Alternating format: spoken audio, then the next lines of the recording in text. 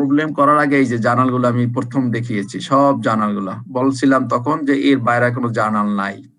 এই যে 4টা জার্নাল আমি দেখিয়েছিলাম, কিন্তু কোনো রেসপন্স নাই। প্রথম এখানেই দেখেন, প্রথমটা হলো expenses, payroll expenses debit, so that payroll expenses debit two কি হবে, স্যালারি বা পেরোল এক্সপেন্সেস ডেবিট করলে ক্রেডিট কি হবে?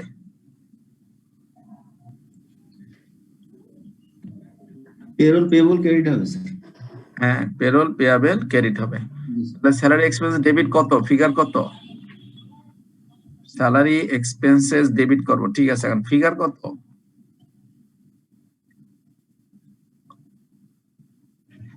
বেতন কত টোটাল? গতকালকে ক্লাস করেননি আপনারা কেউ? 38,500। হ্যাঁ, টোটাল বেতন কত ছিল?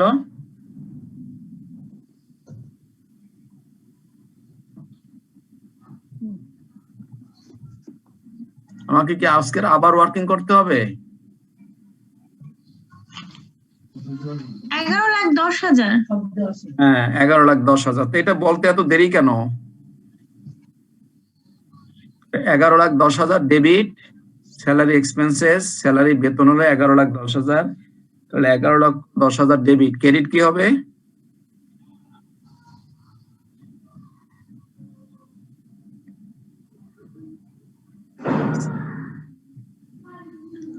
পেরোল পেয়েবল, স্যালারি হ্যাঁ, স্যালারি পেয়াবেল ক্রেডিট হবে 11,10,000।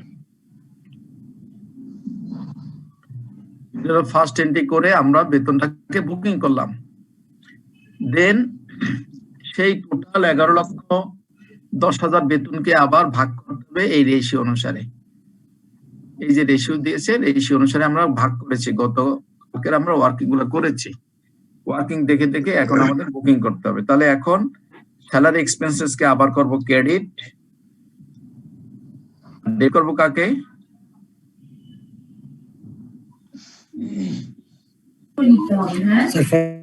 জি, factory officer sales expense, salary হ্যাঁ, এক্সপেন্স। ফাইন ফাইন, তাহলে বলেন। Factory salary expense 7,71,000।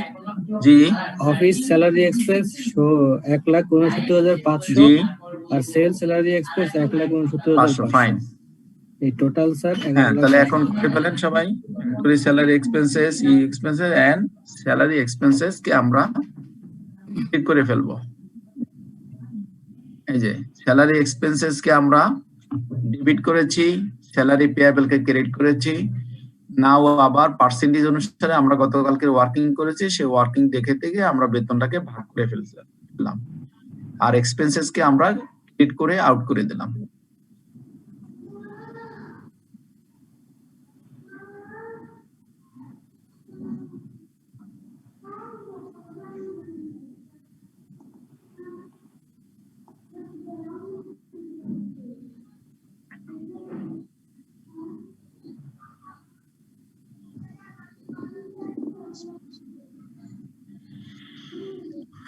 নাও আমরা তাহলে প্রথম দুইটা জানা শেষ করলাম। প্রথমটা করলাম কি, খরচকে বুকিং করলাম, পেয়াবেলকে ক্রেডিট করলাম, তারপরে খরচটাকে ডিস্ট্রিবিউশন করে দিলাম,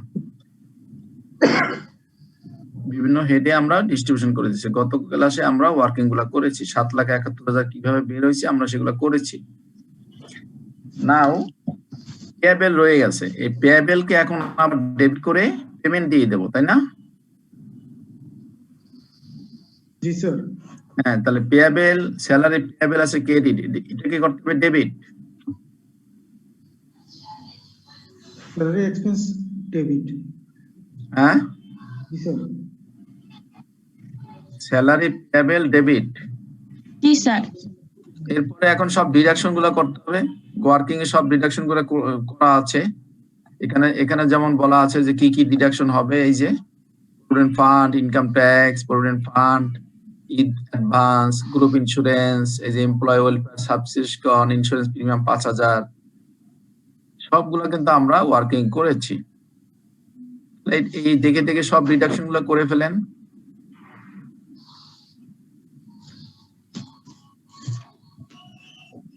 স্যালারি পেয়েবল হবে ডেবিট টু হবে কি, প্রথম হবে প্রভিডেন্ট ফান্ড। প্রভিডেন্ট ফান্ড 55,000 টাকা। হ্যাঁ 55,000। তারপরে কি আছে, ইনকাম ট্যাক্স 75,000। ইনকাম ট্যাক্স 75,000 এটা একটু এইভাবে লিখবেন, to income tax payable to Bangladesh bank, বলছে না নাকি, income tax deducted is to be paid to Bangladesh bank, তাহলে লিখবেন income tax payable to Bangladesh bank. আর সিপিএফ যেটা লিখছি সেটা যাবে কোথায়, এখানে বলা আছে provident fund contribution is to be transferred to trustee board, trustee board. ওটা সিপিএফ লিখলেই হবে, অসুবিধা নেই। Contributive provident fund payable credit, তারপরে income tax payable to Bangladesh bank credit, provident fund loan আছে স্যার। লোন নিয়েছিল, সেখান থেকে আমি তার কাছ থেকে আবার ডিডাকশন করে রাখতেছি 55,000 টাকা। লোন ডিডাকশন বা প্রভিডেন্ট ফান্ড লোন 55,000 টাকা। তারপর ঈদ অ্যাডভান্স অ্যাডভান্স আছে স্যার 35,000 টাকা। 35,000। হ্যাঁ, গ্রুপ ইন্স্যুরেন্স 1%, 5,500। 5,500। 5,500। গ্রুপ ইন্স্যুরেন্সটা কাকে দিতে হবে বলা আছে এখানে, এই যে মেডিকেল ইন্স্যুরেন্স, ও আচ্ছা জেনারেল ইন্স্যুরেন্স স্যার। না, জেনারেল ইন্স্যুরেন্স মেডিকেলটা। আরেকটা ইন্স্যুরেন্স আছে নাকি দেখেন তো, ইন্স্যুরেন্স প্রিমিয়াম অ্যাকাউন্ট আছে। আরেকটা ইন্স্যুরেন্স আছে, এইটা হলো জেনারেল ইন্স্যুরেন্স। আর ওই যেটা গ্রুপ, ওটা বলা নাই, যে বলা যেত নাই, দরকার নাই। গ্রুপ ইন্স্যুরেন্স পেয়েবল লিখে দেন শুধু, গ্রুপ ইন্স্যুরেন্স পেয়েবল 1% মানে 5,500। 5,500। হ্যাঁ, তারপরে employee welfare subscription welfare fund আছে 11,000। হ্যাঁ পেয়েবল, সবই কিন্তু পেয়েবল।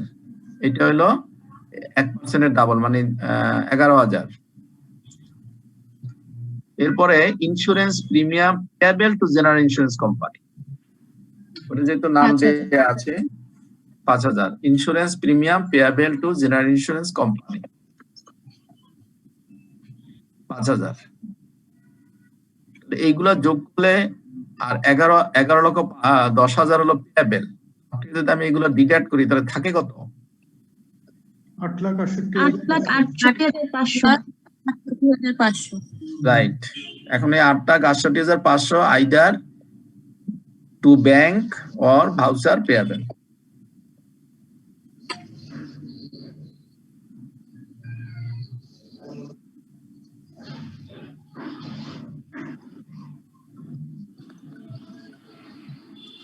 এরপরে আবার যদি ভাউচার পেয়েবল হয় তাহলে আরেকটা এন্ট্রি করতে হবে, voucher payable debit to bank.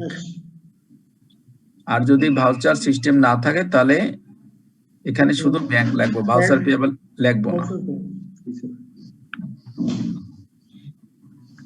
Clear সবাই? জি স্যার। ওকে, এরপরে আর কি আছে বলুন, এরপর আর কি আছে? এই যে বিভিন্ন ফ্যাসিলিটি আছে, অ্যাডজাস্টমেন্টে বলা ছিল 60% অফ দ্য ওভারটাইম, তারপর এমপ্লয়িজ বোনাস, তারপরে যে ফেয়ার অ্যাসিস্ট্যান্ট, এই যে বিভিন্ন সুবিধাগুলো আছে, এগুলো তো আমরা হিসাব করেছি, ওয়ার্কিং করেছি। ওয়ার্কিং দেখে দেখে আমরা সবগুলা কি করব, ওয়ার্কিং দেখে দেখে আমরা সবগুলা কি ডেবিট করব। ফ্যাক্টরিতে যেটা ছিল ফ্যাক্টরি স্যালারি এক্সপেন্সেস, যেটা অফিসে ছিল অফিস স্যালারি এক্সপেন্সেস, যেটা সেলসে ছিল সেল স্যালারি এক্সপেন্সেস, ডেবিট।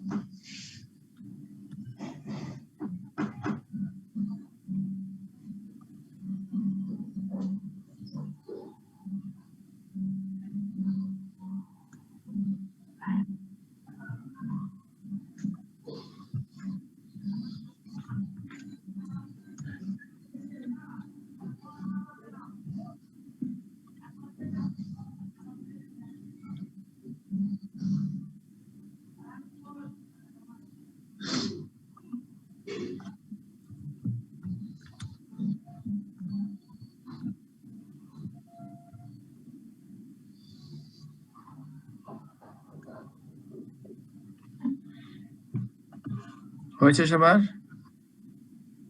জি স্যার। জি স্যার। ওকে, তাই যদি হয়ে থাকে তাহলে আমরা এগুলো গত ক্লাসে কিন্তু ওয়ার্কিং করা হয়ে গেছে। সো দ্যাট ওটা দেখে দেখে কিন্তু আমরা লিখতেছি। আর না বুঝে অঙ্ক করে কোনো লাভ নাই। সো দ্যাট কারো কনফিউশন থাকলে কোশ্চেন করবেন। আমরা তাহলে যেমন বোনাস দিতে হবে, বোনাস ভাগ করেছিলাম, লিভ ফেয়ার অ্যাসিস্ট্যান্ট ভাগ করেছি, গ্রাচুইটি ভাগ করেছি, মেডিকেল ভাগ করেছি, ওয়েলফেয়ার ফান্ড ভাগ করেছি। ভাগ অনুসারে আমরা ভাগে ভাগে দিয়ে আমরা টোটাল টেনেছি। ফ্যাক্টরিতে হলো 2,25,277, অফিস স্যালারি হলো 47,175 এবং সেল স্যালারি দুটোই সমান হবে 47,175। স্যার হলো 3 লক্ষ। জি স্যার এই টোটালটা কি এইভাবে আবার অ্যারো দিয়ে দেখাইতে হবে? না না না না না, এটা আপনাদের বোঝানোর জন্য আমি দিয়েছি। আপনারা এইভাবে লিখবেন, এইটা ডেবিট, এটা ডেবিট, এইটা ডেবিট। ক্লিয়ার? একটা কোশ্চেন আছে স্যার। হ্যাঁ বলুন।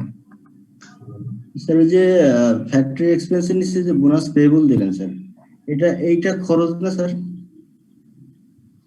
হ্যাঁ ফ্যাক্টরি স্যালারি এক্সপেন্সের আন্ডারে বোনাস পেয়েবল যেটা লিখলেন স্যার, আর ওয়েলফেয়ার ফান্ড পেয়েবল, মানে এটা আগে আমরা পেয়েবল করে দেন পেমেন্ট দিচ্ছি নাকি স্যার? নিচে আবার স্যার ওই যে বোনাস পেয়েবল ক্রেডিট করছি আমরা, আর উপরে বোনাস পেয়েবল ডেবিট করছি। এগুলো হলো সব খরচ, কিন্তু আমি এখনো দেই নাই, দিব। সেজন্য পেয়াবেল, আমি যখন দেব তখন পেয়াবেল কে ডেবিট করে দিয়ে দেব, যে ফান্ডে যাওয়ার দরকার। বুঝতে পেরেছেন? এখনো দেই নাই, এখনো এই ফান্ডে টাকাটা দেই নাই। দিলে তো আবার আপনার এখান থেকে আবার এই পেয়াবেলটা ডেবিট হইয়া ফান্ডটা ক্রেডিট হয়ে যেত, কিন্তু এখনো তো দেয়া হয়নি, দেশে বলেও নাই, শুধু আমি বেতন হিসাব করতেছি। জি স্যার, বুঝতে পারছি। এটা যোগ করে দেখাচ্ছি আপনাদেরকে এই জন্য যে ডেবিট ক্রেডিট মিলে কিনা, সেই জন্য এটা আপনারা দেবেন, আপনারা দেবেন ডেবিট এইটা, ডেবিট এইটা, ডেবিট এইটা। ক্লিয়ার সবাই?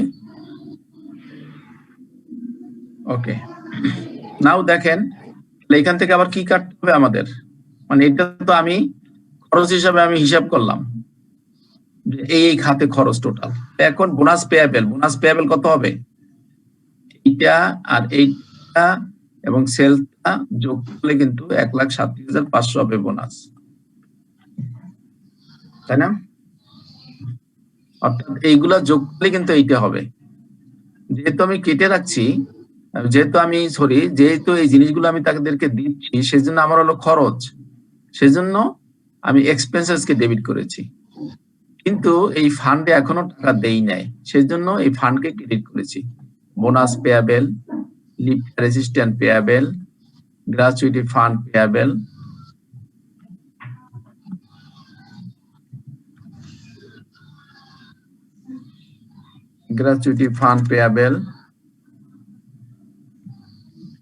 তারপর হলো জেনারেল ইন্স্যুরেন্স কোম্পানি সে পাবে ক্রেডিট, ওয়েলফেয়ার ফান্ড পেয়াবেল,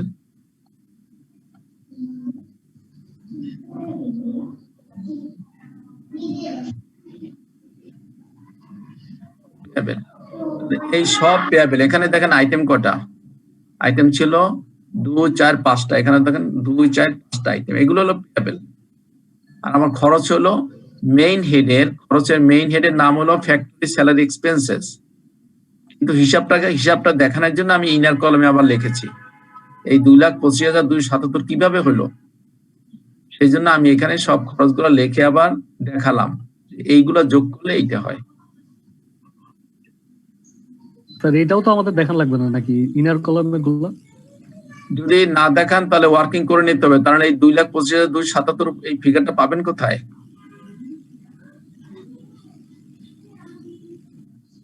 এই আমি যে একত্রে একটা ফিগার আনলাম, এই একত্রে ফিগার কই পাবেন আপনি? যদি আপনি ওয়ার্কিং এ করে নিতে পারেন, এগুলো সব যোগ করে নিতে পারেন। সেজন্য আমি ভিতরে ইনার কলামে দেখিয়ে দিয়েছি যে এই ফিগারটা আসছে এগুলো যোগ করে। তো যোগ অফিস স্যালারি এক্সপেন্সেস টোটাল হলো 47,175, কিভাবে হলো এগুলো আমি যোগ করে দেখেছি। এগুলো প্রত্যেকটা ফিগার কিন্তু আমার ওয়ার্কিং গতকালকে করে নিয়েছি। বোনাসের ওয়ার্কিং করছি, লিভ ফিয়ার অ্যাসিস্ট্যান্ট করছি, গ্রাচুইটি করছি, ওয়েলফেয়ার ফান্ড পেয়াবেলও করেছি। ওকে, নাও আমার আর বাকি থাকলো কি, যেগুলা এই খরচের এগেনস্টে যেগুলা পেয়াবেলকে আমি করে ফেলছি। তাহলে আমার বেতনের খরচ যেটা সেটার বুকিং হয়ে গেছে। তারপরে যেগুলা বেনিফিট দিলাম তাদেরকে, বেনিফিট গুলো আমি বুকিং করেছি, এবং যেগুলো দেওয়া হয়নি সেগুলো লাইবিলিটিকে ক্রেডিট করেছি। নাও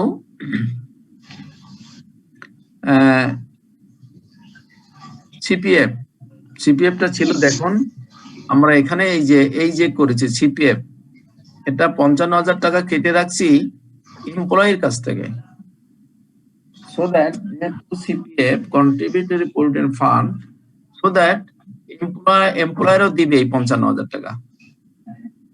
এর জন্য এই 55,000 টাকার জন্য আবার একটা জার্নাল করতে হবে, সেটাই করেছি এখানে। এই যে সিপিএফ 55,000, এটা হলো এমপ্লয়ারের অংশ, মালিকের। স্যার 8,250 হবে অফিস স্যালারি। Thank you. হ্যাঁ, তাহলে এই সেই সিপিএফ কে আবার ওই বেসিক অনুসারে ভাগ করেছি। দেখুন এই 8,250 আসলো কোথেকে? দেখেন স্যালারি নিশ্চয়ই যেটা আছে, দেখেন এই সরি, এটা টোটালটা, বেসিকটা প্রবলেমে যেতে হবে। প্রবলেমে গিয়া এই যে আমরা যে বেসিকটা ভাগ করেছিলাম ওখানে পাবেন যে এই কোন ইসের কত বেসিক। আর তা না হইলে আমরা যে এখানে যে রেশিওতে ভাগ করেছি, এই যে 70-15-15, তা তো এইটা হবে, হয় না নাকি?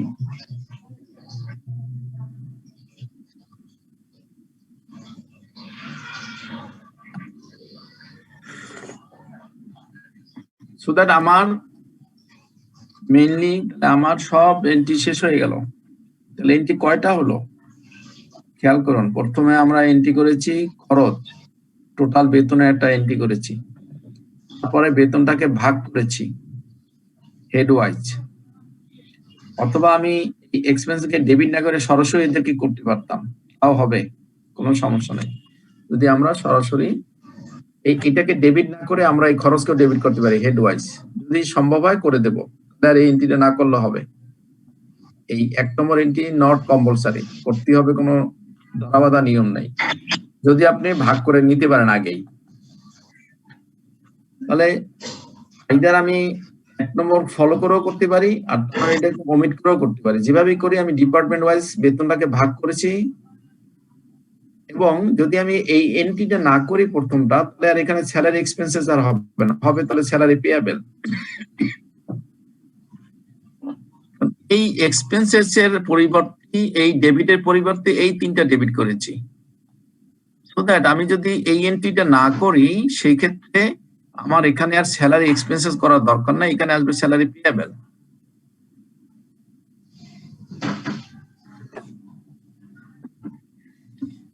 তারপরে হলো কি, পেয়াবেল থেকে আবার কিছু টাকা কেটে রাখলাম, বিভিন্ন ফান্ডে টাকা কেটে রেখে ব্যালেন্স যে টাকাটা 8,68,500, সেটা আমি হয় ব্যাংকের মাধ্যমে দিয়ে দেবো, আর ভাউচার করে ভাউচারের মাধ্যমে দেবো। আর যদি ভাউচার মাধ্যমে হয় সেক্ষেত্রে আর একটা এন্ট্রি হবে, ভাউচার ডেবিট হবে, ব্যাংক ক্রেডিট হবে।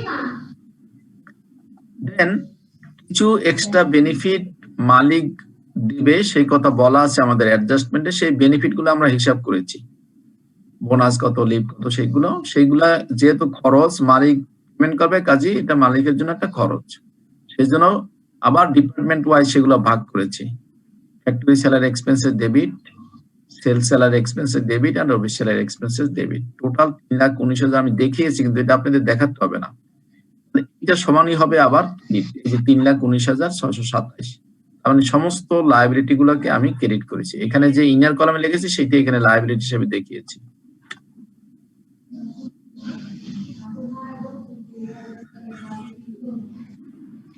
এইবার আমার একটা এন্ট্রি বাকি থাকে, সেটা হলো এই সিপিএফ। যেহেতু কন্ট্রিবিউটরি প্রভিডেন্ট ফান্ড, সেই জন্য মালিককেও 55,000 টাকা দিতে হবে। সেই জন্য ওই এন্ট্রিটা লাস্ট ওয়ান করেছি যে সিপিএফ ফান্ডে আরো 55,000 টাকা দিতে হবে, এবং সেটাকে যদি ভাগ করি তাহলে এইভাবে ভাগ হবে। এটা 70%, এটা 15%, এটা 15%। কাজে ম্যাক্সিমাম হলে 3টা থেকে 4টা এন্ট্রি হবে স্যালারিতে। আমরা 3টা অঙ্ক করলাম, স্যালারির ফরম্যাট করলাম, জার্নাল করলাম। আমরা স্যালারি আজকের এখানেই শেষ করতে চাই, যদি কারো কোনো কোশ্চেন না থাকে।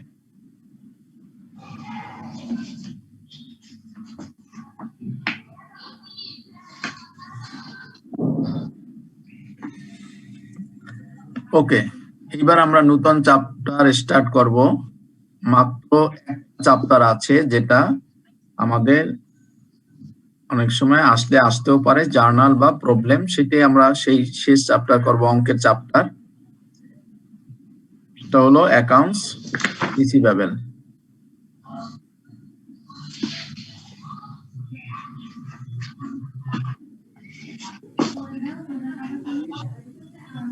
স্যার এটা করলে কি সিলেবাস শেষ, আর কিছু নাই? আর কিছু নাই, অঙ্কের কিছু নাই, শুধু 2টা থিওরি চ্যাপ্টার থাকবে। সেই যদি সময় পাই সেটা আমি আলোচনা করবো, আর তা না হলে আপনাদেরকে দেয়া হয়ে গেছে। আমি আমার নোটটা আমি দিয়ে দিছি, ওটা হলো থিওরি, ওগুলো আপনাদের পড়তে হবে। ওখান থেকে 5 থেকে 10 মার্কে অনেক সময় কোশ্চেন আসে। 2টা চ্যাপ্টার মিলে 5 মার্ক বা 10 মার্কে আসে থিওরি। সেটা আপনাদেরকে মেইল করা হয়ে গেছে। অঙ্ক চ্যাপ্টার আজকের এইটাই শেষ। জি, 27 এবং 28 সেশন না, 29 এবং 30 সেশন। সেটা কি দিয়েছে স্যার? দেয়নি তো। না দিলে হয়তো কালকে দিয়ে দেবে।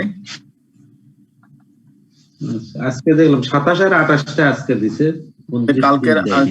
যেহেতু আজকের আপনার 28 ক্লাস চলতেছে, সেই জন্য ও সেভাবে দিয়েছে। সব পেয়ে যাবেন, থিওরি সুন্দর মতন গুছিয়ে দেয়া আছে, একটু দেখে নিলেই হবে। আমি শুধু অঙ্ক চ্যাপ্টার গুলো আজকে শেষ করে দেবো। আজকের এটি লাস্ট চ্যাপ্টার, এর বাইরে আর কোনো অঙ্ক নাই। সেটা হলো অ্যাকাউন্টস রিসিভেবল। আমরা আগেও আলোচনা করেছি যে ক্লাসিফিকেশন অফ রিসিভেবল, কত রকমের রিসিভেবল হতে পারে। আমরা বহুবার আলোচনা করেছি যে অ্যাকাউন্টস রিসিভেবল হতে পারে, নোটস রিসিভেবল হতে পারে, এবং আদার রিসিভেবল হতে পারে। অ্যাকাউন্টস রিসিভেবল কিভাবে হয়? বাকিতে বিক্রি করলে অ্যাকাউন্টস রিসিভেবলের সৃষ্টি হয়। নোট রিসিভেবল কিভাবে হয়? Create from credit sales transactions. বাকিতে বিক্রি করলে নোট রিসিভেবল হয়, অথবা অ্যাকাউন্টস রিসিভেবল থেকেও হতে পারে।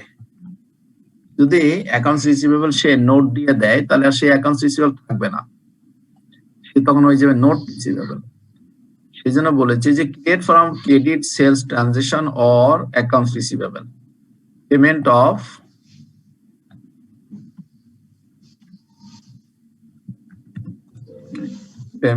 Of accounts receivable by note receivable.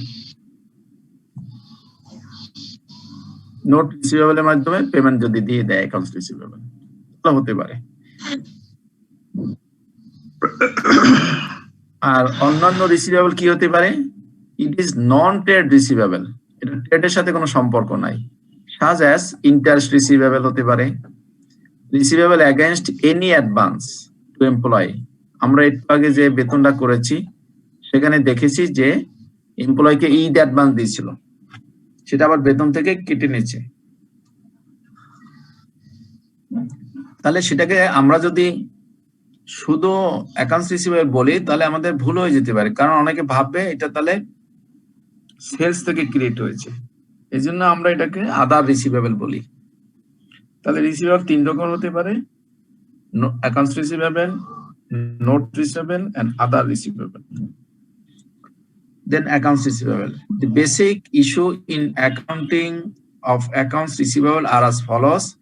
Accounts receivable যদি হয়, তাহলে সেইগুলোকে আমরা 3টা স্তরে আমরা রেকর্ড করি। প্রথমটাকে বলা হয় রিকগনাইজিং অ্যাকাউন্টস রিসিভেবল, অর্থাৎ যখন অ্যাকাউন্টস রিসিভেবল সৃষ্টি হয় তখন তাকে রিকগনাইজ করা, তাকে রেকর্ড করা। যখনই অ্যাকাউন্টস রিসিভেবল সৃষ্টি হয়, অ্যাকাউন্টস রিসিভেবল সৃষ্টি হয় কিভাবে? অ্যাকাউন্টস রিসিভেবল সৃষ্টি হয় কিভাবে? বাকিতে পণ্য বিক্রয় করলে, বাকিতে পণ্য বিক্রি করলে অ্যাকাউন্টস রিসিভেবল সৃষ্টি হয়। কাজে সেটাকে রিকগনাইজ করা মানে সেটাকে লেখা, রেকর্ড করা। আর কি হতে পারে? ভ্যালুইং অ্যাকাউন্টস রিসিভেবল, সেই অ্যাকাউন্টস রিসিভেবলকে মূল্যায়ন করা। ভ্যালুইং মানে মূল্যায়ন করা, অর্থাৎ আপনার খাতায় যেটা আছে সেটা সঠিক আছে কিনা বা টাকা পাওয়া যাবে কিনা। আপনি বলতেছেন যে আপনি মানুষের কাছে 1000 টাকা পাবেন, কিন্তু সেটা প্রকৃতভাবে পাওয়া যাবে কিনা বা সেটা আদায়যোগ্য কিনা, সেটাকে বলা হয় ভ্যালুইং, মূল্যায়ন করতে হবে। Then disposing of accounts receivable, disposing of মানে বিক্রি করা। অনেক সময় অ্যাকাউন্টস রিসিভেবলকে বিক্রি করা যায়। আপনারা খেয়াল করবেন আমাদের বাংলাদেশে যেমন বিভিন্ন বিদ্যুৎ কোম্পানি আছে যারা বিল করে, ধরুন এই যে ডিপিডিসি বিদ্যুতের বিল করে, তারপরে আপনার খুলনা অঞ্চলের ওজোপাটিকো কোম্পানি আছে, তারা বিদ্যুতের বিল করে। এই বিলগুলা কিন্তু সরাসরি এগুলা সরাসরি তারা করেও না, তারা আদায় করে না। এগুলা থার্ড পার্টির সাথে কন্ট্যাক্ট হয়েছে, সে বিল করবে, সে আদায় করবে, আর সেই পার্টি ডিপিডিসি কে টাকা দিয়ে দেবে, হতে পারে। এটাকে বলা হয় ডিসপোজিং অফ অ্যাকাউন্টস রিসিভেবল। অর্থাৎ আমি মানুষের কাছে 100 টাকা পাই, আমি ইচ্ছে করলে এটা বিক্রি করতে পারি আরেকজনের কাছে যদি সে কিনে। ঠিক আছে, 100 টাকা পাই, তুমি এটাকে কিনে নাও, তুমি আমাকে 90 টাকা দাও, 10 টাকা তুমি কমিশন রেখে দাও। এরকম যদি হয়, আর যিনি কিনবে সে যদি মনে করে যে না আমি আদায় করতে পারবো, ইন দ্যাট কেস সে ওই 100 টাকা দিয়ে অ্যাকাউন্টস রিসিভেবলটা কিনে নেবে আপনার কাছ থেকে 90 টাকা দিয়ে, এবং সে 100 টাকা আদায় করবে। মাঝখানে সে কমিশন হিসেবে 10 টাকা তার ইনকাম হবে। তাহলে আমরা 3টা স্তর পেয়েছি। রিসিভেবলের 3টে স্তর হতে পারে। প্রথমে মনে করতে হবে রেকর্ডিং, তারপর মনে করতে হবে ভ্যালুইং, তারপর মনে করতে হবে disposing of accounts receivable. Clear সবাই? জি স্যার। যত ক্লিয়ার হবেন জার্নালে গিয়ে অত ভালো বুঝবেন, আর ক্লিয়ার না হলে অঙ্কও বুঝবেন না, জার্নালও বুঝবেন।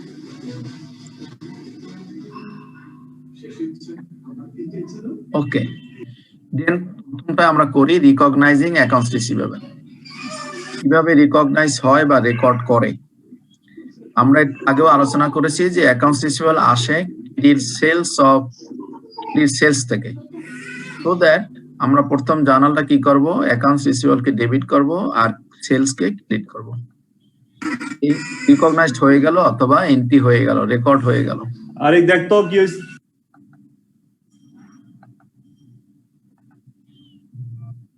নেক্সট আমরা অনেক সময় দেখি যে যে জিনিসটা বিক্রি করি সেখান থেকে হয়তো কিছু ফেরত আসে, অনেক সময় রিটার্ন হতে পারে, অ্যালাউন্সও ফেরত হতে পারে। সেই জন্য আমরা সেলস রিটার্ন কে ডেবিট করি, সেলস অ্যালাউন্স কে ডেবিট করি, আবার অ্যাকাউন্টস রিসিভেবল কমিয়ে দেই। যার কাছে 10,000 টাকা পাই সে যদি মাল ফেরত দেয়, 2,000 টাকা যদি মাল, 3,000 টাকা যদি মাল ফেরত দেয়, তাহলে তার কাছে নিশ্চয়ই আমি 7,000 টাকা পাবো। সেজন্যই অ্যাকাউন্টস রিসিভেবল কে আবার ক্রেডিট করি আমরা, যতটুকু মাল বা অ্যালাউন্স সে পেয়ে যায় ওকে ডেবিট করে অ্যাকাউন্টস রিসিভেবল কে ক্রেডিট করি। তাহলে অ্যাকাউন্টস রিসিভেবল কমে গেল, ছিল 10,000 ডেবিট, এখন করলাম 3,000 ক্রেডিট, মানে ব্যালেন্স ছিল 7,000, ব্যালেন্স হয়ে গেল 7,000। এর অর্থ হলো যে 10,000 বাকিতে বিক্রি করলেও সে বাই দিস টাইম 3,000 টাকা মাল ফেরত দিয়েছে, সেজন্য এখন তার কাছে পাই আমি 7,000।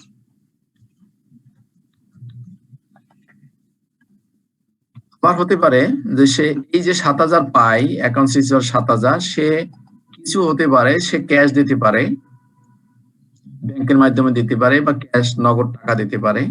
আর কি হতে পারে, সে কিছু ডিসকাউন্ট দিতে পারে যদি নির্দিষ্ট সময়ের মধ্যে পেমেন্ট হয়। আমরা দেখেছি যে 3 দিন বা 7 দিন বা 15 দিন বা 10 দিনের মধ্যে পেমেন্ট করতে পারলে 1% বা 2% ডিসকাউন্ট দেওয়া হয়। তাহলে সেই ডিসকাউন্টকে যেমন এখানে দেখিয়েছি যে 7,000 টাকা উপরে 5% ডিসকাউন্ট, অর্থাৎ হয়তো বলা ছিল এরকমের যে 10 দিনের মধ্যে পেমেন্ট দিতে পারলে 5% ডিসকাউন্ট পাবে। সেই জন্য ওই 7,000 টাকার 5% হলো 350 টাকা, বাকি টাকা সে নগদ দিয়ে দেবে। এই হলো টোটাল আমার রিকগনাইজিং, টোটাল হলো রেকর্ডিং অ্যাকাউন্টস রিসিভেবল, এতটুকুই টোটাল, এর বাইরে আর কিছু নাই। প্রথমে সৃষ্টি হলো, তারপরে যদি সে কিছু ফেরত দেয় সেগুলোকে এন্ট্রি করলাম, ব্যালেন্সটা সে পেমেন্ট দিয়ে দিল। It is called recognizing of accounts receivable.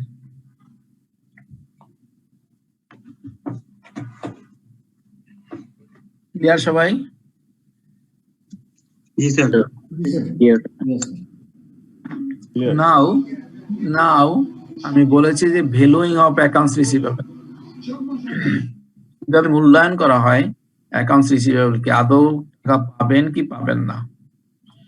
সেজন্য আমরা দুটো পদ্ধতি অনুসরণ করি, একটাকে বলা হয় অ্যালাউন্স মেথড, আর একটাকে বলে direct or right of method. অর্থাৎ আপনি যার কাছে টাকা পাবেন,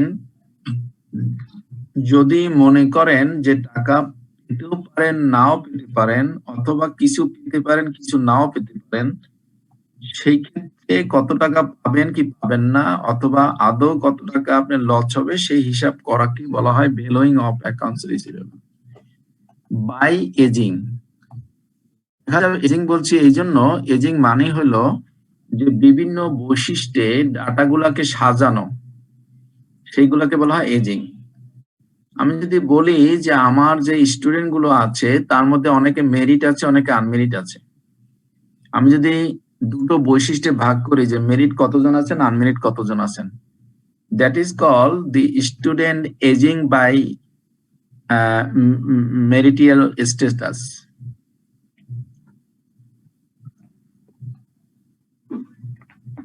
অথবা আমি যদি এইভাবে ভাগ করি যে আমার স্টুডেন্ট এইচএসসি তে কতজন ফার্স্ট ডিভিশন পেয়েছে,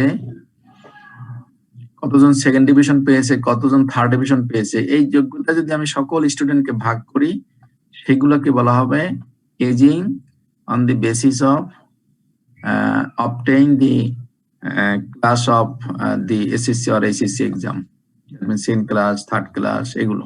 অর্থাৎ বোঝাতে চাই যে বিভিন্ন বৈশিষ্ট্যের মাধ্যমে যদি আমি টোটাল ডাটাকে যদি ডিভাইড করি, সেগুলোকে বলা হয় এজিং। আমরা এই ভ্যালুইং অফ অ্যাকাউন্টস রিসিভেবল কেও এজিং করতে পারি। যদি আমার অ্যাকাউন্টস রিসিভেবল দেখা যায় যে একাধিক লোক আমার অ্যাকাউন্টস রিসিভেবল, সেক্ষেত্রে মিস্টার এক্স টাকা দিবে কি দিবে না, মিস্টার ওয়াই কি করবে, মিস্টার জেড কি করবে, মিস্টার বি কি করবে, এগুলোকে যদি আমি বিভিন্ন স্ট্যাটাস অনুসারে সাজাই, সেটা কি বলা হয় এজিং। এখন যখন আমরা রেকর্ড করব, তখন এজিং এর মাধ্যমে তাহলে আমি কি পেলাম, এজিং এর মাধ্যমে পাবো যে আমি কত টাকা আমি পেতে পারি বা নাও পেতে পারি, সেই ফিগারটা বের করলাম।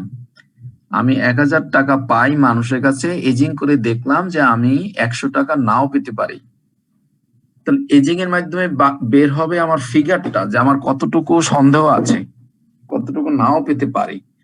তাহলে সেই ফিগারটা বুকিং করে দুইটা পদ্ধতিতে, একটা হলো অ্যালাউন্স মেথডে আর একটা হলো রাইট অফ মেথডে। অ্যালাউন্স মেথড হলো যে বুঝাই যায় যে অ্যালাউন্স ক্রিয়েট করে, not directly reduce from the accounts receivable, accounts receivable থেকে মাইনাস করে না, অ্যালাউন্সটা তৈরি করে।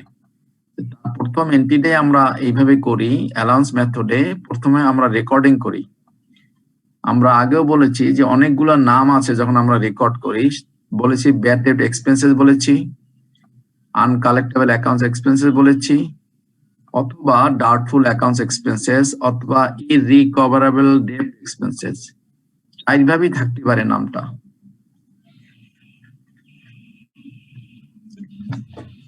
Bad date expenses, uncollectable accounts expenses, doubtful accounts expenses or irrecoverable debt expenses। অর্থাৎ আমি মানুষের কাছে যে টাকা পাই, হিসাব করে দেখলাম, এজিং করে দেখলাম যে আমার হয়তো 500 টাকা আমি নাও পেতে পারি।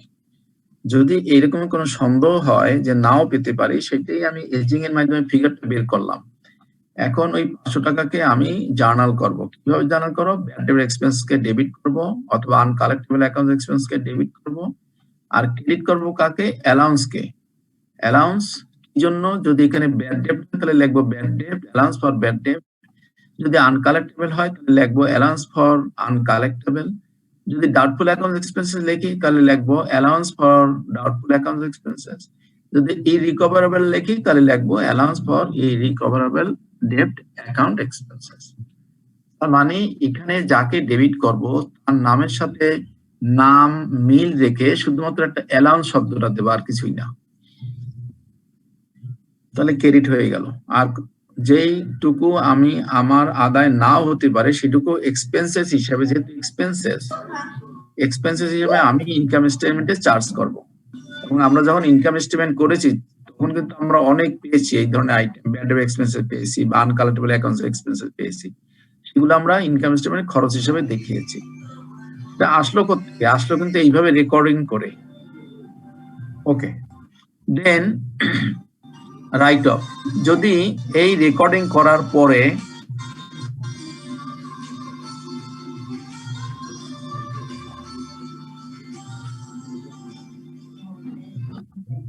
যদি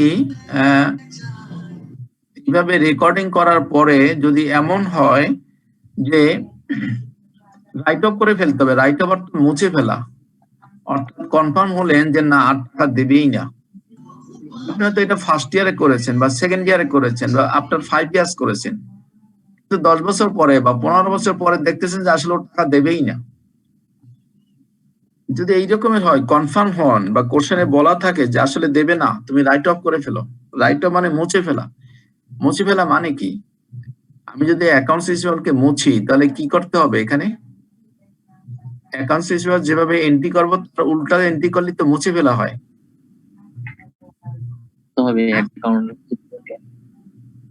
অ্যাকাউন্টস রিসিভারকে যদি মুছতে যায়, অ্যাকাউন্টস রিসিভারকে সৃষ্টির সময় করছিলাম ডেবিট,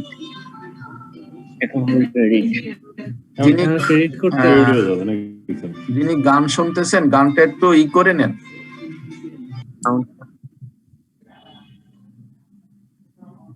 ওকে, তাহলে আমরা যদি রাইট অফ করি মানে মুছে, রাইট অফ মানে মুছে ফেলা।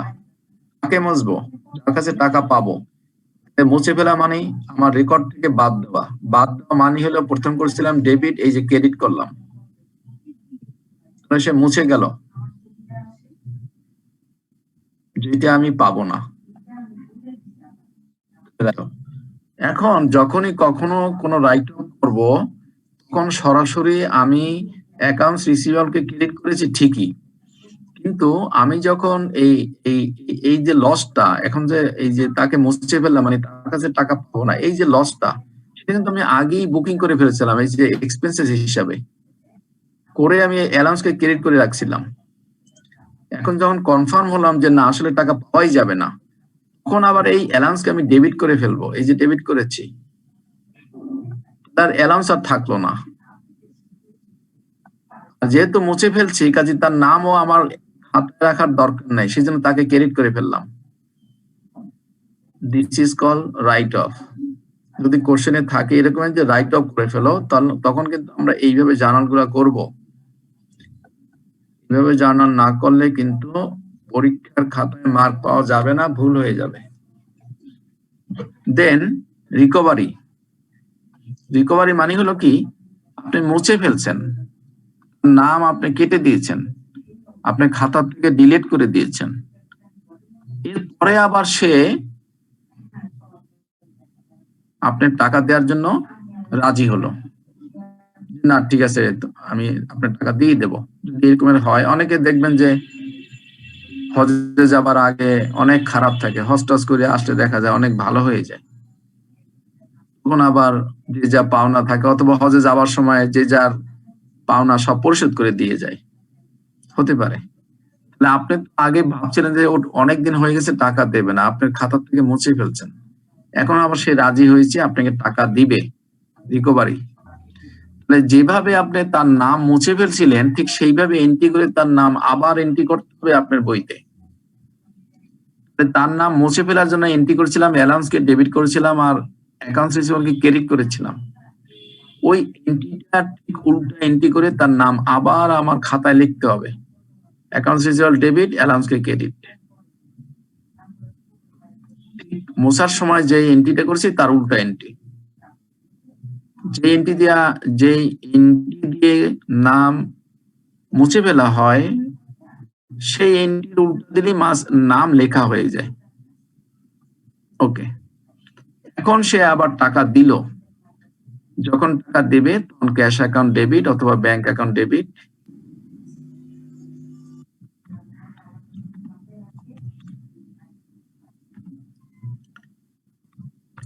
যখন ব্যাংক অ্যাকাউন্ট ক্যাশে দেবে বা নগদে দেবে, ব্যাংক অ্যাকাউন্ট বা ক্যাশ অ্যাকাউন্ট ডেবিট। আর এই যে দেখেন তার নাম কিন্তু আমার লিখে ফেলছিলাম, এখন যেহেতু টাকা দিয়ে দেবে কাজে তার নামটা আবার আমি ক্রেডিট করে আবার মুছে ফেললাম। স্যার রাইট অফ যখন আদায় হবে এটা জার্নালটা কি হবে? সারা রাত রামায়ণ পড়ে সীতাকার বাপ, আমি তো সেইটাই বুঝালাম। আপনি যেটা কোশ্চেন করলেন সেই জিনিসটাই তো এতক্ষণ বুঝালাম।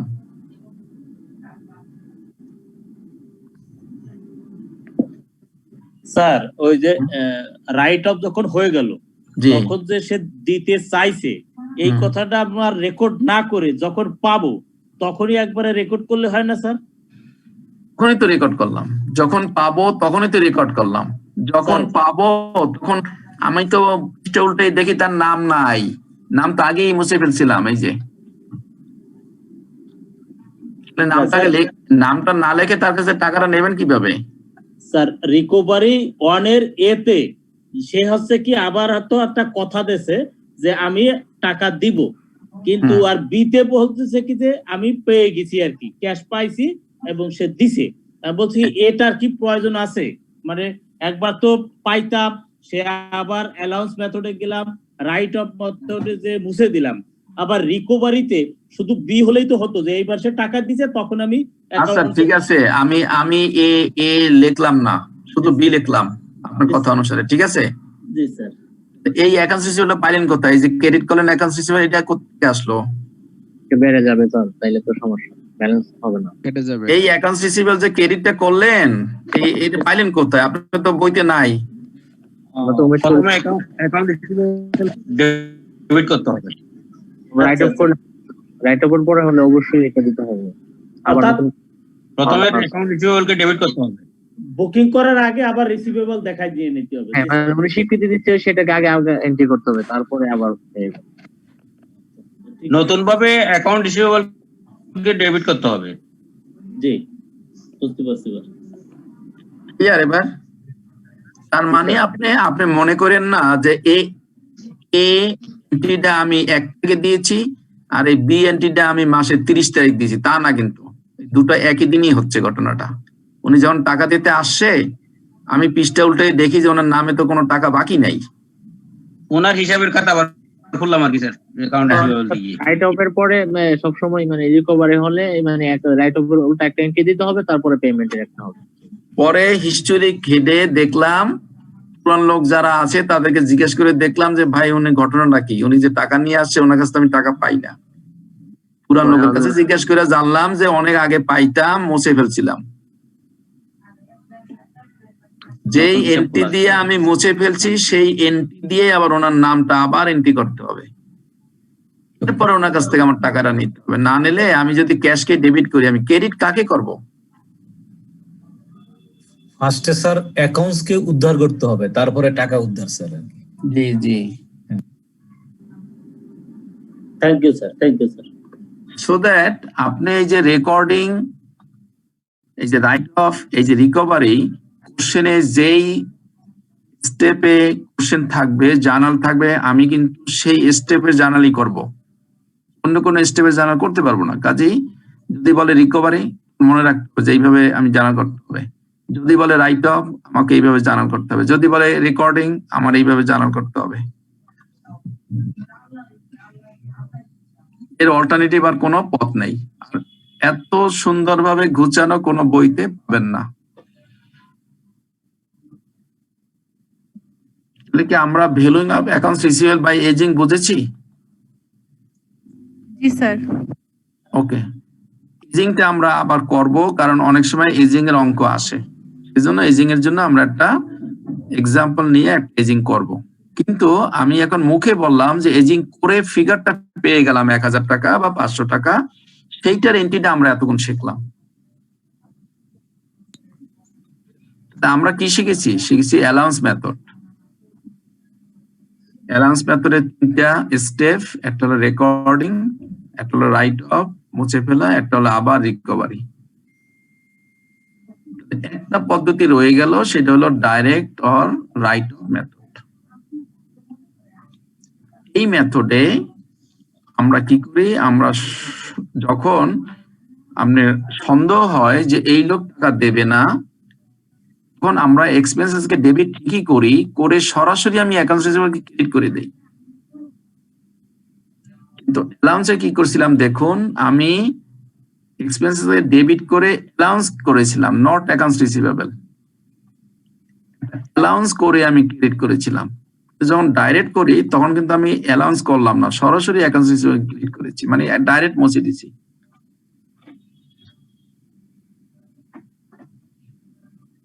This is the difference between direct and allowance method. কোশ্চেনে যদি কিছু বলা না থাকে, আমরা সর্বদাই অ্যালাউন্স মেথডে অঙ্ক করব, অ্যালাউন্স মেথডে জার্নাল করব, অলওয়েজ। কোশ্চেনে কিছু বলা যদি না থাকে, আমরা সর্বদা অ্যালাউন্স মেথড ফলো করব। এটা জানি আমাদের আর ভুল না হয়, কখনোই আমরা ডাইরেক্ট মেথড অঙ্ক করব না যদি বলা না থাকে, ভুলও করব না। ক্লিয়ার সবাই? কথা কি বোঝা যাচ্ছে? জি স্যার। জি স্যার। ওকে, আবার বলেন, অ্যালাউন্স মেথডটা আমরা অলওয়েজ করব স্যার। যদি কোশ্চেনে বলা থাকে যে কোম্পানি ফলো দি ডাইরেক্ট মেথড, সেক্ষেত্রে শুধু ডাইরেক্ট মেথডে আমরা জার্নাল করবো, যেভাবে আমরা শিখেছি। এই যে ডাইরেক্ট মেথডে যেভাবে শিখেছি, এই যে ডাইরেক্ট মেথড, এইভাবে আমরা অঙ্ক করব। যদি বলা না থাকে কোশ্চেনে, সেক্ষেত্রে অলওয়েজ আমরা অ্যালাউন্স মেথডে সব অঙ্ক করব, জার্নাল করব। এবার বুঝেছেন? জি স্যার। এবং যখনই অ্যালাউন্স মেথডে জার্নাল করব বা অঙ্ক করব, তখনই আমার অঙ্কের ভিতরে এরকম প্রবলেম গুলো আসতে পারে। রেকর্ডিং করতে হতে পারে, রাইট অফ করতে হতে পারে, এবং রিকভারি থাকতে পারে, অবশ্যই থাকবে। প্রত্যেক জায়গায় আমাকে চিন্তা করে সেভাবে জার্নাল করতে হবে। রেকর্ডিং কিভাবে করি, মুছে ফেললে কি করব, এবং যদি সে আবার টাকা দেয় তখন কি করব।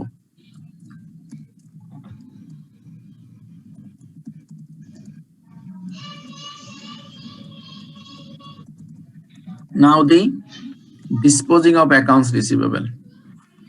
Disposing of accounts receivable হলো যে আপনি যদি কোনো অ্যাকাউন্টস রিসিভেবল বিক্রি করে দেন। নরমালি এটা আপনাদের এই স্টেজে নাই, এটা পরবর্তী স্টেজে।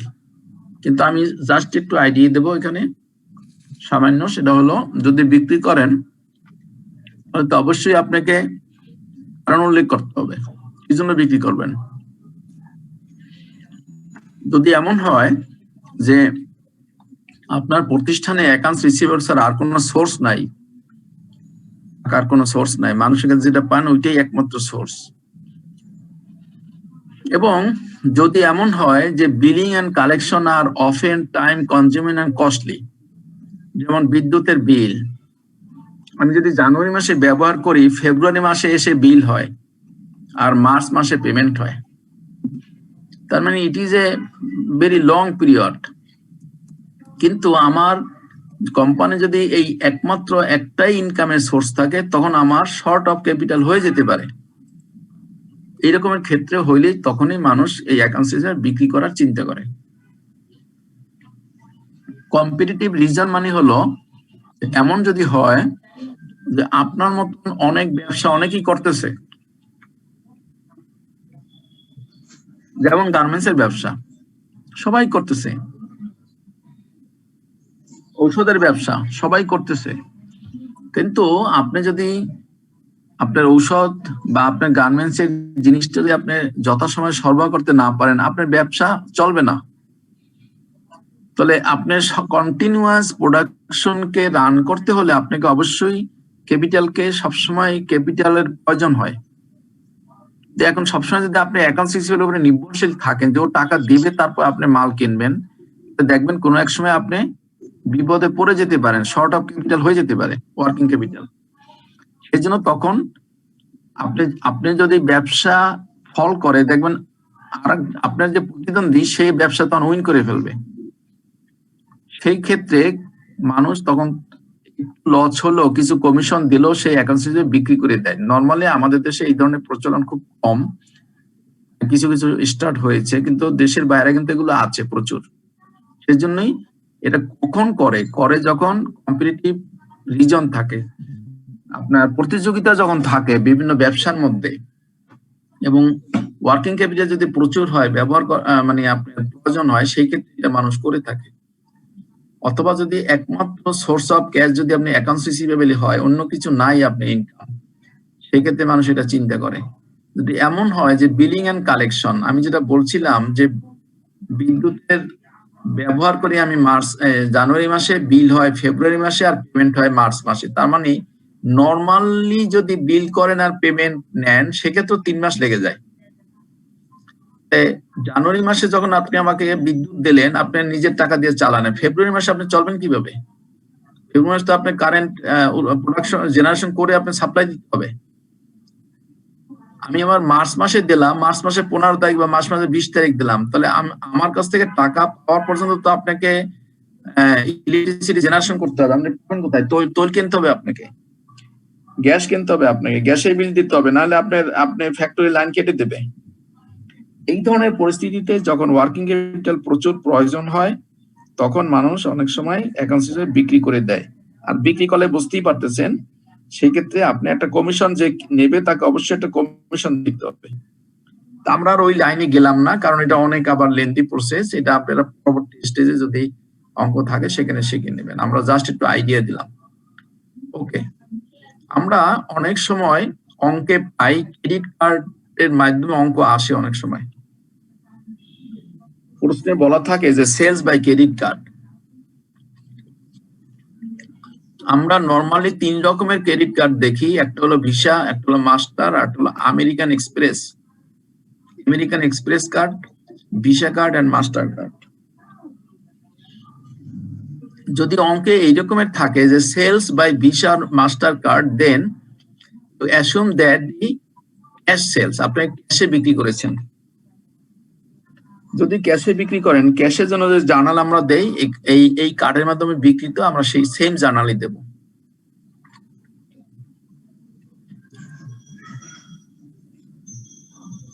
শুধুমাত্র একটু ডিফারেন্স থাকবে, এখানে দেখুন সেলসটা ঠিকই আমি ক্রেডিট করেছি, বাট ক্যাশ আমি পেয়েছি মাত্র 95, কার্ড ইউজ করছে তার কাছ থেকে।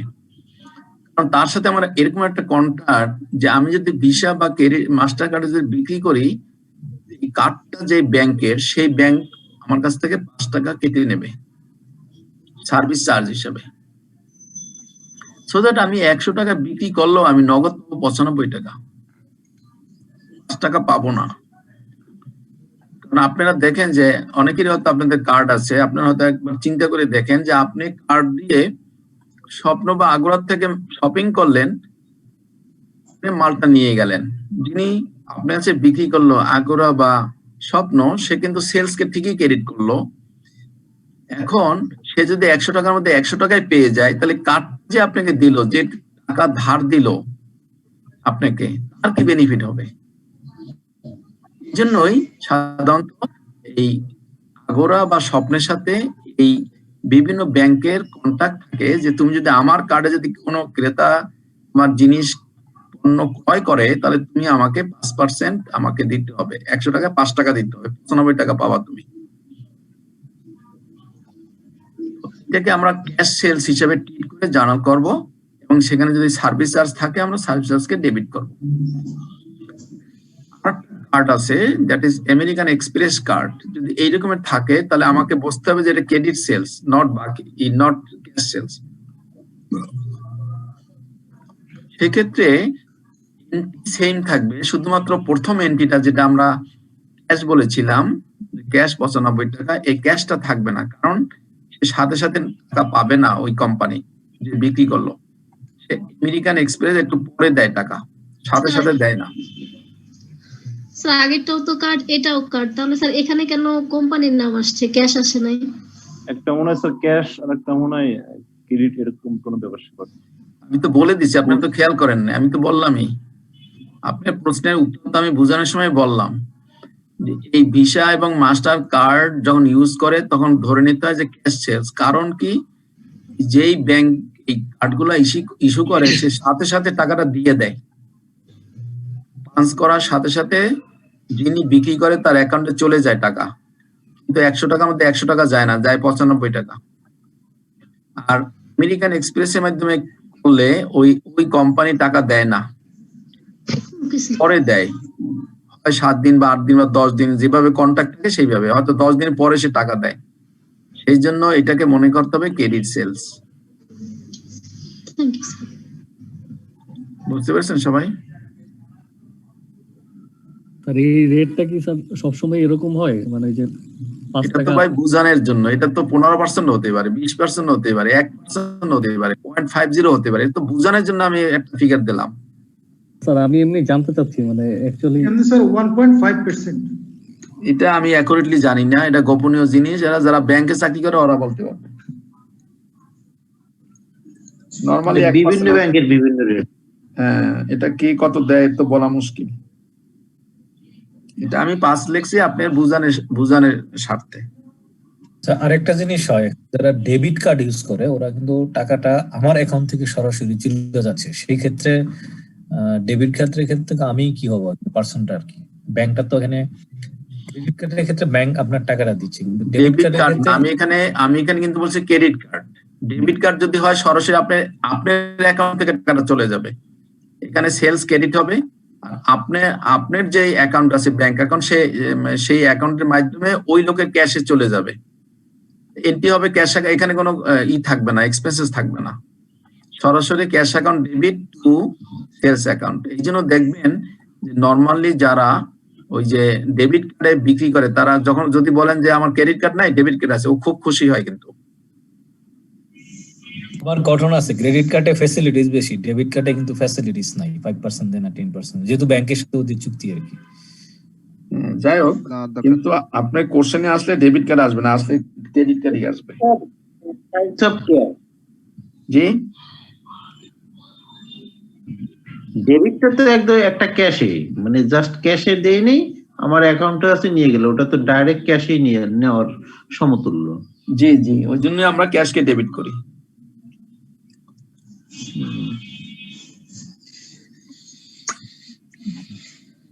এখন পর্যন্ত যা পড়েছে সবাই কি বুঝেছেন? জি স্যার, বুঝতে এটা পেরেছি। বোঝা গেছে স্যার। আমরা একটা কাজ জি, করি, স্যার। যে বোঝেন তো ভালোই, কিন্তু অঙ্কে গেলে তখন তো সব ভুলে যান। থিওরিটিক্যাল সোজা, অঙ্কটা সোজার থেকে একটু বেশি কঠিন আর কি। একটু পরে যখন আমি অঙ্কে যাব তখন দেখবেন একটা বলতে পারতেছেন না, সমস্যা হলো এটা। ওকে, আমরা বলেছিলাম যে আমরা একটা এজিং দেখব। এই যে দেখুন, একটা এজিং করেছি। এই এজিংটা প্রায় পরীক্ষাতে আসে, অনেক সময় 7 মার্ক, অনেক সময় 10 মার্ক, অনেক সময় 5 মার্কে আসে।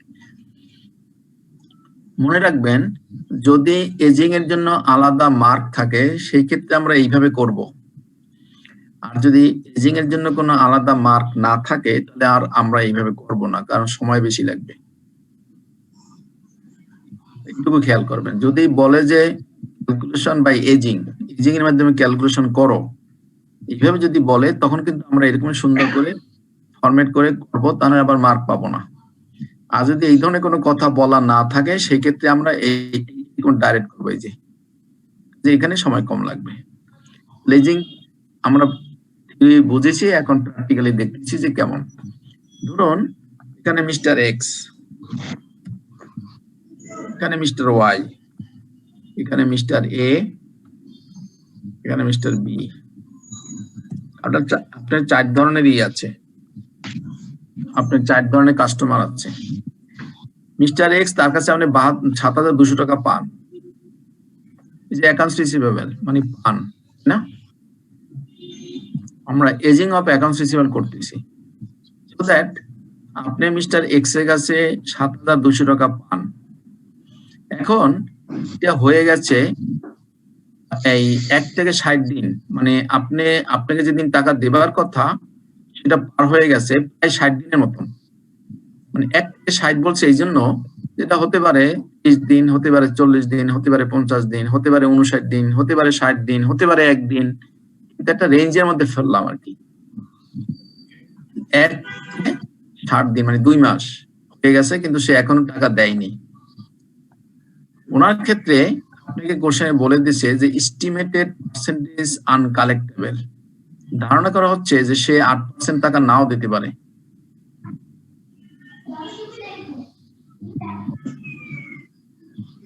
তাহলে 8% কত টাকা আসে?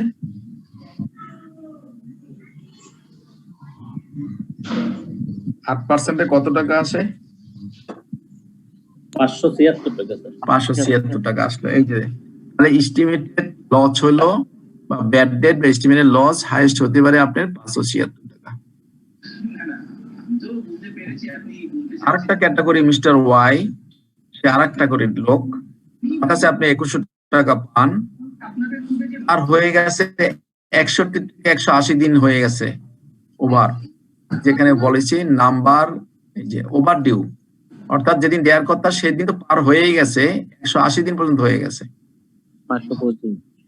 হ্যাঁ, 61 থেকে 180 দিন। এরকম যদি হয় সেক্ষেত্রে ধারণা করা হচ্ছে 25% টাকা নাও পেতে পারেন। 525 টাকা। তাহলে 25% মানে 525।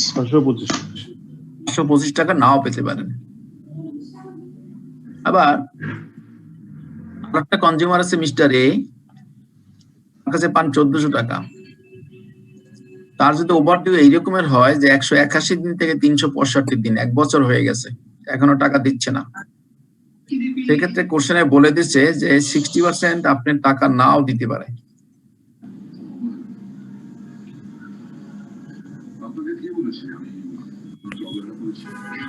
তাহলে 60% আমার 840 টাকা নাও পেতে পারি।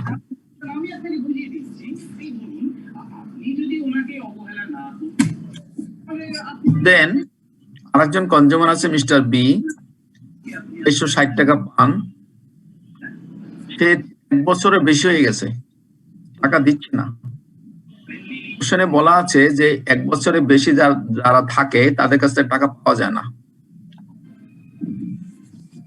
মানে 100% লস। কত লস হবে? 260 টাকা। এখন দেখুন 100% 2360, 60% 840, 25% 525, 8% 576, টোটাল লস হবে আপনার 4301 টাকা। This is called aging. তাহলে এখানে এজিং এর সার্থকতাটা কোথায়? এজিং এর সার্থকতা হলো বিভিন্ন বৈশিষ্ট্যে। এই যে বৈশিষ্ট্যগুলা কি? এই যে 60 দিন, এই যে 60 থেকে 180 দিন, 180 থেকে 365 দিন এবং ওভার 365 দিন। This the characteristic, this the criteria, এই বৈশিষ্ট্যে আপনি ভাগ করেছেন। অথবা এমন হতে পারে এখানে মিস্টার এক্স না, এখানে আরো 5টা কনজিউমার থাকতে পারে যাদের অনেকেরই এই 1 থেকে 60 দিন হয়ে গেছে। এখানেও তাই, এখানে মিস্টার ওয়াই না, এখানে একাধিক আপনার অ্যাকাউন্টস রিসিভেবল থাকতে পারে যাদের 180 দিন হয়ে গেছে। ঠিক দ্রুপ এই যে আপনি যে অ্যাকাউন্টস রিসিভেবল গুলো বিভিন্ন বৈশিষ্ট্যে ভাগ করলেন, এই জন্য এটাকে বলা হয় এজিং। আর এজিং এর জন্য যদি কোশ্চেনে আলাদা মার্ক থাকে তাহলে আমরা এইভাবে সুন্দর করে এজিংটা করব, করে আমি টোটাল লসটা বের করব 4301 টাকা। আর যদি কোশ্চেনে আলাদা মার্ক না থাকে তাহলে আমরা নিচেরটুকু করব, ক্যালকুলেশন অফ ডাউটফুল অ্যাকাউন্টস, কিভাবে ক্ষতি হতে পারে। 7200 ইন্টু 8% 576, 2100 ইন্টু 25% 525, 200 ইন্টু 60% 840, 60 ইন্টু 100% 2360। এটাকে টোটাল দেবো আমরা 4301 টাকা।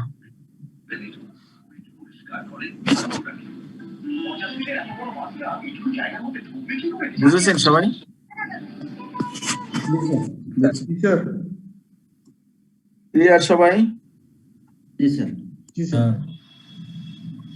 ওকে, জি বলুন। ইজি একটা অঙ্ক স্যার। হ্যাঁ,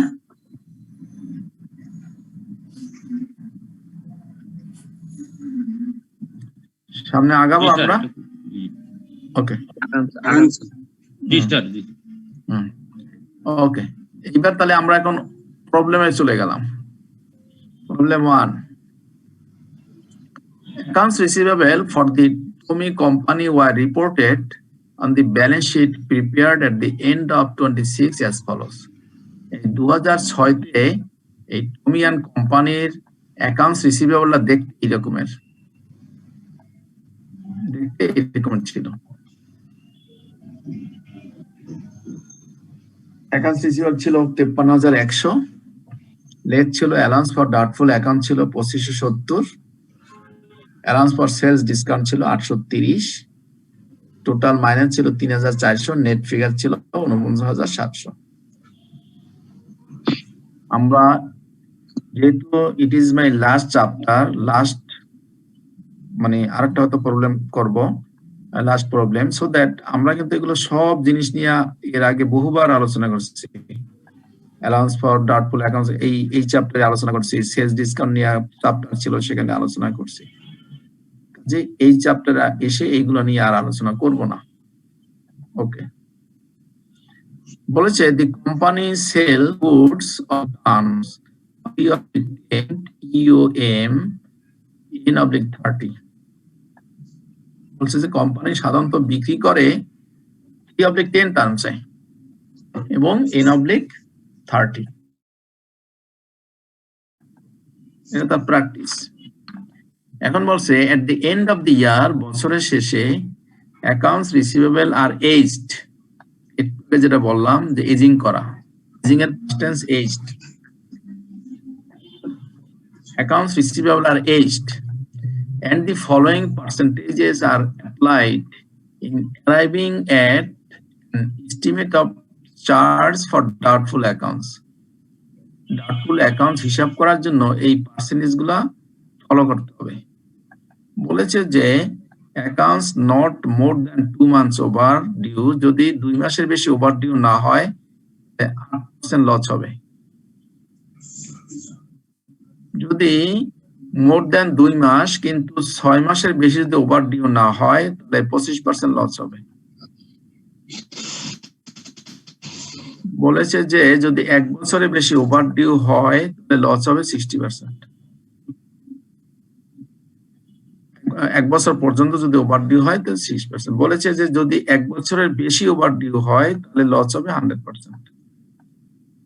আপনাকে পার্সেন্টেজ দিয়েছে এই আপনার এস্টিমেটেড লসটা হিসাব করার জন্য।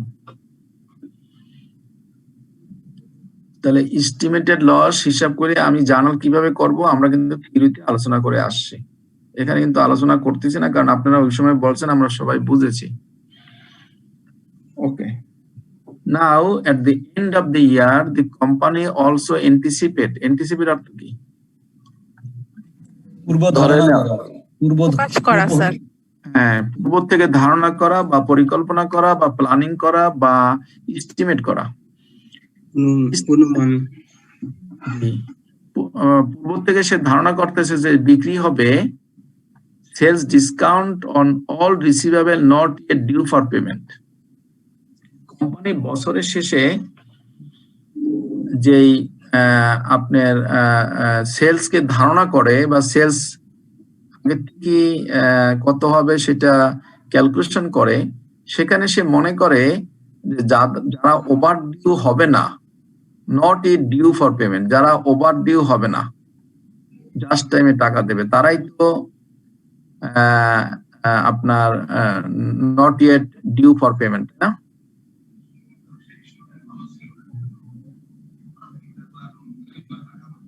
বুঝা যাচ্ছে আমার কথাগুলো? স্যার আরেকবার একটু বলেন। মানে কেউই পাবে না স্যার, এরকম মিন করতেছে নাকি? হ্যাঁ, এই অঙ্কটা যত বড়ই হোক আর যত ছোটই হোক, যত মার্কই থাকুক, অঙ্কটা এই পর্যন্ত শেষ, যত মার্কই থাকুক অঙ্কটার কিন্তু মূল ভিত্তিটা কিন্তু এইখানে। অঙ্ক এইটার মাধ্যমে যে করতে পারবে সে পাবে 100-তে 100, আর এইটুকু বাদ দিয়ে যে করবে সে পাবে 100-তে 10। সো দ্যাট এইটুর ওয়েট কিন্তু 90%, এই লাইনটার ওয়েট। আর নিচে যত যা করব সব ওয়েট হলো 10%। সো দ্যাট এই জিনিসটাকে বুঝতে হবে। At the end of the year, বছরের শেষে, the company also anticipate, company বের করে পরবর্তীকে হিসাব করে sales discount on all receivable, all সমস্ত রিসিভেবল উপরে যে সেলস ডিসকাউন্ট, কত রিসিভেবল উপরে বলতে পারেন কেউ?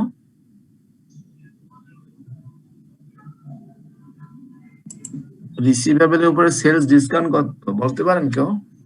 830 স্যার। 830। সবাই একমত? 3% স্যার। 3%, 310 এটা 3%। রাইট।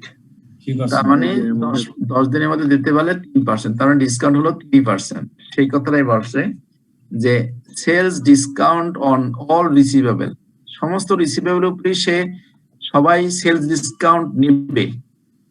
তারা যারা not yet due for payment, যাদের এখনো পেমেন্ট দেওয়ার সময় হয়নি তারা সবাই ডিসকাউন্ট নেবে। স্যার সময় শেষের দিক স্যার। একটু শেষ করে ফেলবো। In 2007 the following transaction took place. আপনাকে কিছু ট্রানজিশন দিয়েছে, এই বাকিতে বিক্রি করেছে। সময় শেষের দিক স্যার। হ্যাঁ, আর এখনো তো 1 মিনিট আছে। তালেব আপনি না স্যার, আপনি না স্যার, আপনি না। আমি না। আচ্ছা আচ্ছা। ক্যাশ ডিসকাউন্ট অ্যালাউড আছে, সেলস রিটার্ন আছে, অ্যাকাউন্টস রিটেন অফ আছে, accounts previously written off but recovered, allowance previously written off but recovered. আর এখানে হচ্ছে অ্যাকাউন্টস রিটেন অফ মুছে ফেলছে। ওকে, সব কিন্তু বোঝানো হয়েছে। তখন আপনারা সবাই বলেছেন, আমরা বুঝেছি। ওকে। At the end of the year, overdue accounts are as follows. Overdue বলেছে যে accounts not more than 2 months, এইরকমের ওভারডিউ আছে 7,200 টাকা। যাদের 1 মাসের 2 মাসের বেশি ওভারডিউ হয়নি, কিন্তু ওভারডিউ হয়েছে কিন্তু 2 মাসের বেশি না, এরকম টাকা আছে 7,200। এবার বলছে accounts more than 2 months but not more than 6 months, টাকা হলো 2,100। Accounts more than 6 months but not more than 1 year, 1,400 টাকা। আর একটা হলো 1 বছরের বেশি, 2,360। আপনার কাছে চেয়েছে কি দেখুন, give the entries required to record the transactions listed above and also to adjust the accounts। বলছে যে উপরে যে ট্রানজাকশন গুলো দিয়ে দেওয়া হয়েছে এগুলোর জার্নাল চেয়েছে এবং অ্যাকাউন্টস অ্যাডজাস্ট করতে বলছে, যেটা অ্যাডজাস্ট করার দরকার সেটা অ্যাডজাস্ট করতে বলছে। এরপর বলছে calculate the balances for accounts receivable, accounts receivable balance বের করতে বলছে। and the related allowance as of December 31st, 2007 এবং ডিসেম্বর 2007 এর অ্যালাউন্স কত সেটা বের করতে বলছে। and show these as they will appear on the balance sheet, এবং তারা ব্যালেন্স শিটে কিভাবে দেখাবেন সেটা দেখাতে বলছে। সবাই সলিউশন করবেন, নেক্সট ক্লাসে আমরা সবার সলিউশন নিয়ে আলোচনা করব। ঠিক আছে? জি স্যার। যা বোঝানো হয়েছে তার মধ্যেই সব, বোঝানোর বাইরে একটাও নেই। এখন শুধু গুছানোটা বাকি স্যার। হ্যাঁ, এখন আমাদের গুছানোটা বাকি। সবাই বলছেন স্যার বুঝছি, কাজে অঙ্ক তো অনেক বিশাল, করি তারপরে দেখা যাক। রাইট। আর অঙ্ক তো অনেক বড়। না, অঙ্ক বড় না, অঙ্ক ছোট্ট একদম। অঙ্ক বড় স্যার, কিন্তু সলিউশন ছোট্ট, কথাগুলো বেশি। ওকে এই জায়গার স্যার প্রশ্নই বড় হয়, অঙ্ক ছোট। হ্যাঁ হ্যাঁ, এটার অঙ্ক ছোট এবং সোজা যদি থিওরি গুলো বুঝে থাকেন। আওয়াজে পাকিস্তান। আর থিওরি না বুঝলে বোঝানো কঠিন হয়ে যাবে। স্যার এই প্রশ্নের যা পড়িয়েছি সেগুলাই অঙ্ক আকারে এখানে বলা হচ্ছে। থিওরিতে যা বলেছি বক বক করেছি সেগুলো অঙ্ক আকারে এখানে আবার উপস্থাপন করেছি, একই জিনিস। ওকে, তো সবাইকে অসংখ্য ধন্যবাদ। আমরা নেক্সট ক্লাস বৃহস্পতিবার 8:30 যদি একটু সুযোগ পাই সেখানে নেব, কারণ আমি 6:45 একটু আরেক জায়গায় একটু ব্যস্ত থাকবো, সেই জন্য। যদি সাদ্দাম আছে নাকি লাইনে? এটা ওই সাদ্দাম না তো? তাহলে স্যার আসি স্যার। তাহলে ওই যে নেক্সট ক্লাসটা কি আমাকে এই টাইমে দিতে পারবো 8:30? স্যার একটু স্যার লাইনে থাকেন স্যার, আমি আগামী ক্লাসটা আপনি চাচ্ছেন হলো 8:30। হ্যাঁ, বৃহস্পতিবার না স্যার?